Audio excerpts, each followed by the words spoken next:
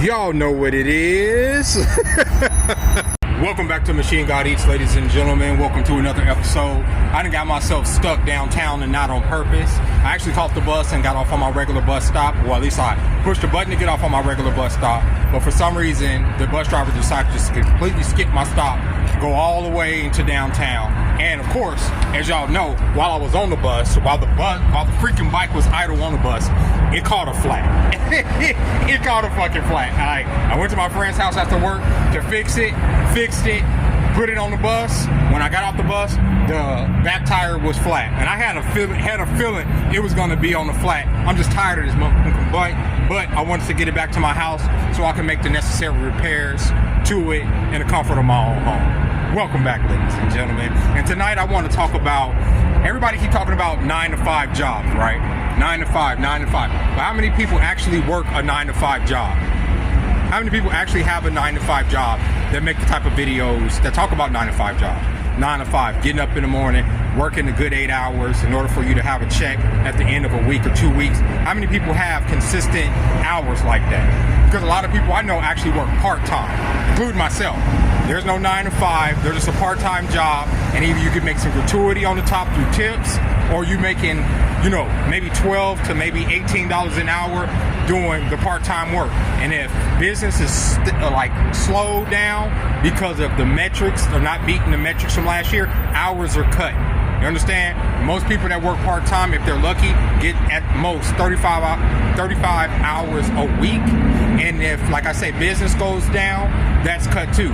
Places like Walgreens are getting ready to close 14,000 stores across the country because they said that they're unprofitable. I believe that's about 13% of their stores in the country. So that's all these part-time workers who are going to be competing for part-time work. They don't talk about how many people actually work in part-time jobs, check to check. You understand? And there is no 9-to-5 situation to where, you know what I'm saying, there's insurance or there's health care, nothing like that. You're at the mercy of these freaking companies. The United States a long time ago sold off to the corporations. And if you look at who owns all of these companies, McDonald's, Chipotle, Walmart, Walgreens, Tesla, Apple, all these companies are owned by the same four investment firms. The same people own these companies, and they just fuck us over. So when you say, it's about competition, capitalism is about competition and the free market, bullshit. If that was the case, they wouldn't allow the same circle of people to own everything and lord over us. Like I say, we're living in like neo-feudalism, where you have lords at the top and us sitting at the bottom.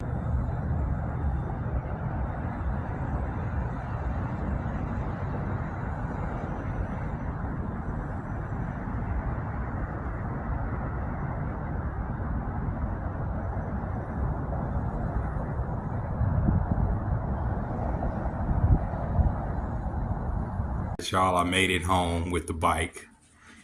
Luckily, the tire maintained its integrity until I got here. But then, as you can see, squeaky. I don't know, bro. I don't know. I just don't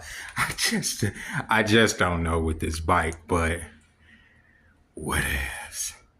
So now that I got the place, there's new stresses that come along with actually maintaining it. I mean, besides the bike stressing me out, one of the things that's been stressing me out over the last couple of days is my job. Not the job itself, but it's the lack of funds or the lack of gratuity coming from the patrons that come in, okay?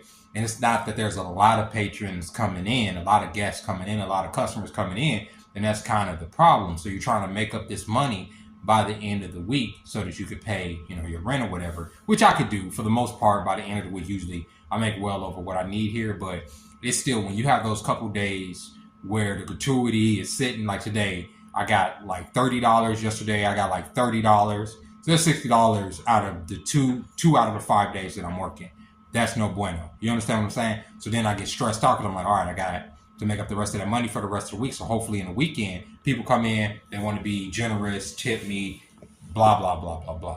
The reason I want to talk about part-time work is because for the majority of my adult life, I've been a part-time worker. I've worked at places that would consider you a part-time worker, not necessarily a full-time worker, meaning they won't put you on a schedule for over 40 hours throughout the week so that they don't have to meet certain metrics and laws in order to, pay you for being a full-time employee. So most jobs will keep you at about, like I said, 35 hours or lower, you know what I'm saying, depending on how busy it is. A lot of times during Christmas, you will get a lot of hours. When I worked at Walmart, however, I did work over 40 hours a week, but yet it was still a part-time job. Now I was working 80 hours every 2 weeks, and when I would get that check would be diminished, mostly because of my obligations to the state and child support. So out of an 80-hour week when I was working at Walmart, I would be bringing in about 350 every 2 weeks, not for 80 hours a week. Not good enough for me to work any part-time job in this particular economy, which is originally why I went to the restaurant and started working for gratuity, because at least at the end of the week with gratuity, I can see some money, or day to day, I can see some money. My check this week at my job, I get paid weekly, is going to be $104. My check last week for my job was $110. So if you take that for 2 weeks, 30 hours each week, that's a 60 hours in 2 weeks. I made 200 and something odd dollars for the hours I made working as a waiter. Now, obviously, I made more than that because of gratuity, but if you guys were wondering why it was taking me so long to even get a place, it's because of that. I see all these videos on these apps of people talking about 9 to 5, 9 to 5, 9 to 5, but a lot of people are not working 9 to 5. They're literally working part-time and fighting for hours so that they can even make the rent. But people don't talk about that. People talk about, the jobs numbers, not saying that a lot of jobs are part-time jobs where you probably have to supplement your income by doing some DoorDash, by doing some, some ride share, or whoring. I mean, let's just go ahead and say it. Whoring. Starting you some type of account, showing pictures of your titties or your balls and making some money on the top. That's what it is. Or just hitting the corner right up and just being a straight up prostitute. Those are the options that we're left with when you're working a part-time job. Now, I know people say, the 9 to 5.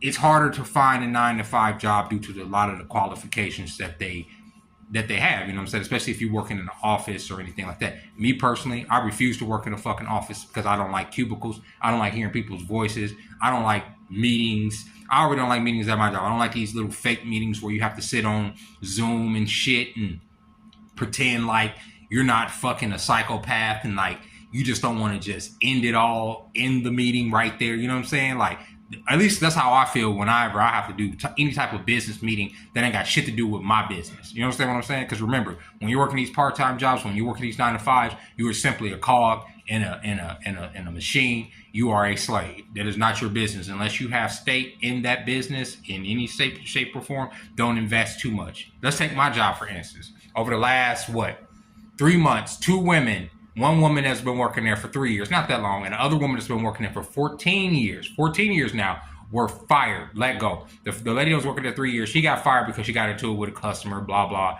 But but she was the store's darling. She was the trainer. She would always do doubles. She would always, and a double in a restaurant is usually about 12 hours. It's not like 16 hours.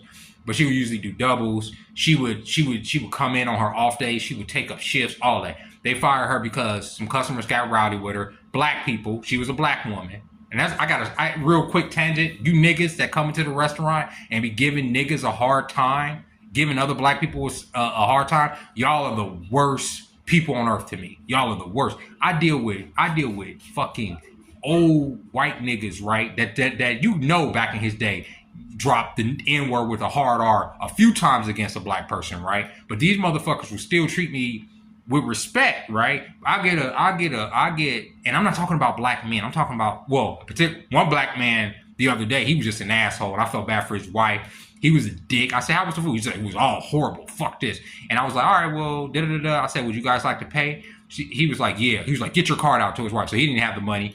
She was still eating, so she took her time to get her card out. And when I was walking away from the table, he says to her, when I tell you to get your motherfucking card out, you get your motherfucking card. I'm like, bro, it ain't even that serious, but whatever. That's his wife. If she's taking that, I just thought that was fucking out of line, especially if she's buying your ignorant ass a meal. But a lot of times, I'm talking about, and maybe it's because I noticed it when it's my people. Today, I had a table. There was a black woman, and it was like and she was running a group, mixed group. They had me running back and forth, getting them their endless whatever they had, right? Take in mind, instead of going to a buffet, they wanted to have a server come and serve them their endless food. So I was able to do that all day. When these motherfuckers left, and I mean, they ran me more than any other table. It was only 4 of them. This woman left $5 on the goddamn table for like $100 and something check. Okay, whatever. You don't have to tip me. But I jumped through hoops for those people. I made sure they had to-go shit. I made sure they had to-go soup. I mean, full soup. Full everything. Full bags when they left. They left me $5. No, other groups of people don't do that fuck shit. So, like, we started going to restaurants and black people like, oh, I don't know why people don't want to serve us. Because a lot of times niggas will come in there and stiff you on the check. I'm just going to go ahead and say it. I just had to go, I got to say it because I've been working here for fucking going on 2 years, and this is what I've seen, okay?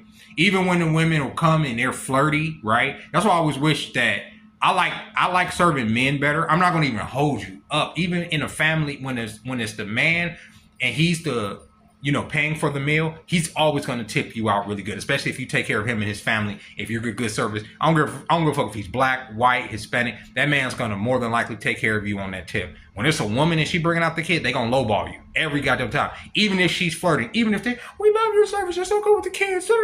They going to give you half of what that man gave you. Women tip like ass. So all of the girls that work there, when it's time to freaking check out, when I ask them how much money they made, a lot of times for a lot less service than what I'm giving, they're making way more money than me. Why? Because men are fucking paying out to them. Men are like, oh, they want to impress these girls. They want to give them a good tip. And they do. They give me a good tip and I'm a nigga.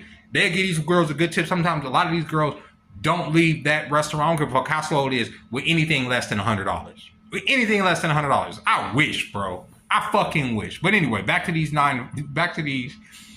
part-time jobs. These part-time jobs, they're easy to get, all right? So that's why a lot of people end up getting them, at least for me, they've always been easy to get. You fill out an application. There's no onboarding. There isn't a third, fourth, fifth interview. That type of shit I can't take. I see people doing it, talking to recruiters. You don't do none of that to have a part-time job, right?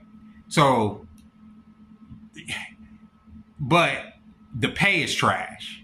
The hours are trash. You're treated like a slave 9 times out of 10. You're at the mercy of ignorant people, like the people that came in today, like the nigga that was talking to his wife. You're at these people's mercy because if you even snap off a little bit, you end up like that first server who got fired because she decided to go off on a customer who was being extremely rude and extremely aggressive towards her, which I don't blame her. I would have probably been the same way. The second lady that was working there 14 years, she got fired because she fucked up on an allergy thing, which wasn't even her fault. After she alerted the manager that there was an allergy, they said it was too late and that the thing was already on the table. Take in mind the customer didn't complain, but due to the fact that this restaurant has actually killed a couple people in the past because of their allergies, they're really hypersensitive about that. They let her go after 14 years for one simple mistake. One mistake. She didn't have write-ups. There was no thing. Remember, at will employment, they get rid of you. Now you got to find something else. I hear she's doing DoorDash now. So that's what I'm saying. These jobs, these little fucking jobs. And I remember people saying, this is one of the things that used to irritate me so much. Well, if you want a real job, get a real job. If you want to actually have a big boy job, don't work at McDonald's. If you want to have a big boy job, don't work at Taco Bell. If you don't want to have a big boy job, don't work at any of these service jobs. What I say to y'all, well, don't go in there and expecting big boy service when y'all go into those jobs either. When you go into McDonald's, if they fucking ignorant in the motherfucker in there every goddamn time, missing your order every goddamn time, don't expect them to be big boys and big girls when you go into Wendy's and they give you a 3 for $3 instead of a 4 for $4, or a 3 for $4 instead of a 4 for $4. You understand what I'm saying? I know they don't have a 4 for $4 no more. I just like making fun of Wendy's. But you go in there and the 17, 18, maybe the 27-year-old that's behind the counter who's trying to make rent knows that you looking at him like he's a nobody because he works behind the register at Taco Bell. If he wants to sit there and take all day and scratch his ass while he gives you your taco, then you just gonna have to take it, bitch, since it's not a big boy job. Now, if he's spitting your fucking what I'm trying to say, stay your fat ass out of the goddamn drive-through. If it's a problem that these people working these regular jobs, if they shouldn't be paid a livable wage, if working at Taco Bell 8 hours out the day shouldn't afford you the amount of money to pay your rent. If that's how you think, stay the fuck up out they drive-through, bitch. Because a lot of y'all can't keep y'all asses up out of drive-through talking about, oh, these niggas need to get a real job. But y'all utilize it. I can't wait for the motherfucking Tesla box to take over, right? And fuck your order up so you have to talk to that nigga, that kiosk nigga, and get something to do. Because a lot of y'all motherfuckers are slow. I'm not talking about y'all in my audience, but y'all know what I mean. The general public is slow than a motherfucker. And if you work in any type of service industry, you know what I'm talking about. Niggas don't think. They want you to think for them, because here in America, we've been conditioned to say, oh, the customer's always right. So when you walk in the store, you're right automatically. You don't have to do no thinking. They have to do the thinking for you. And if you fuck up because you're not thinking straight in a restaurant, in a store, anywhere, oh, everybody has to bend over and kiss your fucking funky fat ass because you didn't make a decision, the right decision on what fucking salad you wanted or what shirt you wanted, whatever the service thing is. You want to throw a fucking fit because you're in the service industry and you know these people's hands are tied because they're working this part-time job and your dumb ass is in there. Because if you go into a professional setting acting like how some of y'all acted, because I worked at Walmart customer service for about a year, right across the street from where I'm working now, and the motherfuckers that came in there ignorant every day, just to do some returns, ignorant every day, as if we're gonna try to fight y'all for the returns. Walmart is the easiest fucking store in the world to return to. So coming in there with that fucking attitude was beyond me, because trust me, I'm gonna do everything in my power to make sure you get whatever store credit or money back that you want, because at the end of the day, I don't give a fuck about this merchandise, bruh. I don't care about it. Like, I've seen people fucking stealing from let me stop. I've seen people, no, I'm not gonna stop. I've seen people stealing from every goddamn store almost I've worked at. You think I've ever went out of my way to goddamn stop them? No. I didn't care, because I knew these were fucking corporations that didn't give a fuck about me. When Blockbuster closed, this is how we found out Blockbuster closed. I went in that day, take them out, I was assistant manager. Went in that day, I get a call from the district manager. He says, Jeremy, I hate to tell you this, but are you gonna be there today? Can you work a 16-hour shift? I said, yeah, I already knew what he meant. We have to pack that motherfucking store. I learned that day that we were being fired. You understand what I'm saying? That day, they didn't give us no 2 weeks notice and all that. So don't be giving no 2 weeks to these fucking jobs. No, not a 9 to 5, not a part-time. Just tell them, you just leave, right? We didn't get no notice. When I worked at Anchor Blue in the mall back in the day, when they closed down, when they went out of business, I didn't get no warning. They came in there and was like, yeah, your store's closing, sorry. Oh, well, guess I'm out of a job. I guess I'm out of a job, right? But they'll sit there, they'll have you trying to meet all these metrics, trying to do all this stuff, trying to jump all these hoops to be a part of the family. Whatever, bro. So I'm back at it again tomorrow. If you guys enjoyed this video, go ahead and hit that like button. If you haven't subscribed to the channel yet, go ahead and subscribe.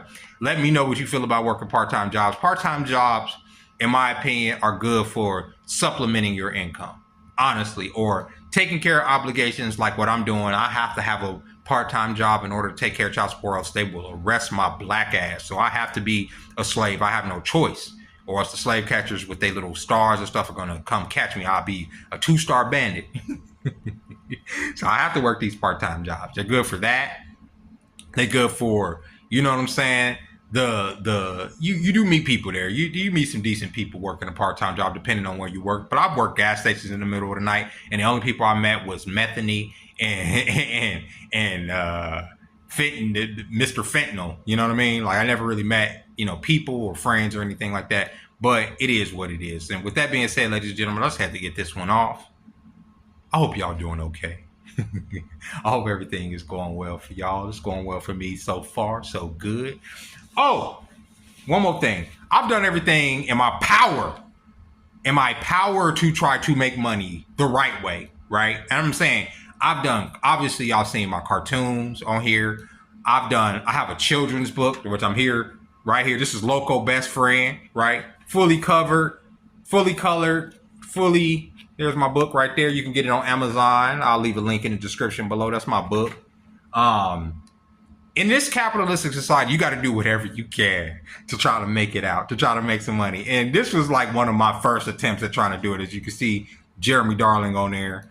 And I'm very proud that I actually did this, just like I am with my cartoon. You know what I'm saying? I only sold a few copies of it, but the fact that, it's just, I actually did it. I actually learned the program, 3D programming, on how to produce that, and actually made it. Some of my supporters had already picked up a copy way before this channel started to pick up any steam. And to y'all, I appreciate that. Just even having a copy, even donate a copy of this to the local elementary school, you know, because sharing is caring and all of that, you know what I'm saying? But like I said before many times, you shouldn't have to be extraordinary in order to just live a basic life. I shouldn't have to write a kid's book and come up with a cartoon series and work a 9-to-5 job and have NFTs and be invested in the stock market and sell my dick on the corner in order just to have a basic fucking living, right? I'll catch y'all next time. Bye-bye.